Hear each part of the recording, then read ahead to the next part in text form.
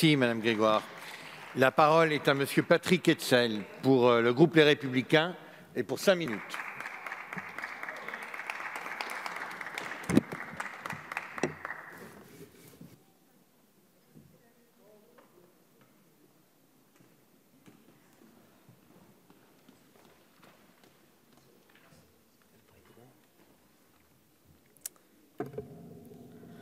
Monsieur le Président, Monsieur le Ministre, Monsieur le Président de la Commission des Finances, Monsieur le rapporteur général, mes chers collègues.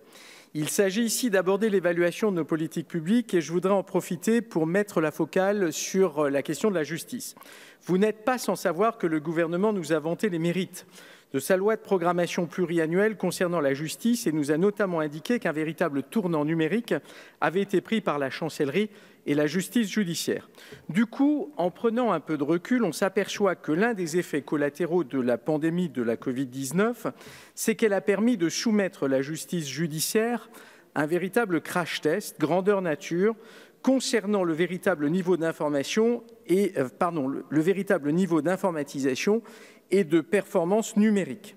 En somme, le système judiciaire français a vécu une mise à l'épreuve de sa politique numérique en grandeur nature.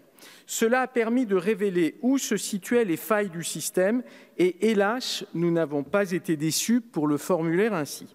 Car pour le moment, le résultat n'est pas brillant et c'est un euphémisme. Mais nous allons y revenir en mettant en perspective les points noirs que cette pandémie a permis de mettre en lumière. Ainsi, entre le 16 mars et le 11 mai, les procès d'assises ont été purement et simplement reportés, comme la majorité des audiences des tribunaux correctionnels ou civils. Les audiences maintenues étaient principalement les comparutions immédiates. Or, Madame la ministre de la Justice, lors de son audition devant la commission d'information Covid-19 ici à l'Assemblée nationale le 8 avril dernier, nous disait que les tribunaux restaient ouverts pour le travail lié au contentieux d'urgence et essentiel, comme les procédures concernant les violences au sein de la famille, les atteintes aux personnes ou encore le non-respect des règles du confinement. Ce que nous avons vu, c'est en fait une très grande diversité de fonctionnement entre les juridictions et une application des instructions de la chancellerie qui variait d'une juridiction à l'autre. Ce ralentissement de l'activité des juridictions est inédit et il est très préoccupant, et ce d'autant qu'il vient s'ajouter aux difficultés liées à la grève des avocats qui avait été particulièrement mal gérée en amont de la pandémie. Ce nouveau ralentissement de l'activité judiciaire tient en grande partie au manque de lisibilité dans la mise en œuvre des plans de continuité de l'activité qui a, dans certains cas, entraîné un arrêt quasi total des juridictions. Le même constat peut d'ailleurs être fait pour la protection judiciaire de la jeunesse et c'est très regrettable. Notre questionnement est simple. Était-il indispensable de réduire à ce point le fonctionnement des juridictions et si oui, pourquoi ? Pourquoi les systèmes informatiques n'étaient-ils pas au rendez-vous, contrairement aux annonces gouvernementales? Mon diagnostic sera sévère. En effet, lorsque la décision de confinement est prise, on s'aperçoit à la chancellerie que les magistrats sont certes dotés d'ordinateurs portables qui permettent de télétravailler, toutefois les personnels des greffes n'en possèdent pas.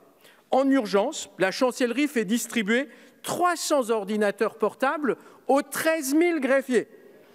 Là aussi, c'est le point noir le plus criant, car cela fait un taux d'équipement de 2% des greffiers qui pourront télétravailler. La belle affaire. Mais le crash test révèle aussi un autre point noir. Car si les magistrats sont équipés d'ordinateurs portables, lorsqu'ils ont voulu s'en servir concrètement, ils se sont très vite rendus compte que le VPN, le fameux réseau privé virtuel, était très largement sous-dimensionné pour permettre un usage important à distance. À la mi-mars, il ne permettait pas plus de 2500 connexions simultanées, là où le ministère avait déployé 13 000 ordinateurs portables. Vous voyez là aussi l'incurie. Il a fallu attendre le mois de mai, c'est-à-dire la fin du confinement, pour que la chancellerie procède enfin à une montée en puissance du système. Alors oui, aujourd'hui, ce problème est résolu puisque la chancellerie nous annonce la possibilité de connecter simultanément 40 000 ordinateurs Du moins, ce sont les affirmations du ministère, mais elles n'ont pas encore pu être vérifiées, tout simplement parce que, évidemment, les magistrats sont en train de reprendre très progressivement. Mais tout cela est évidemment bien trop tard. En tout cas, cela n'a pas permis de répondre aux enjeux.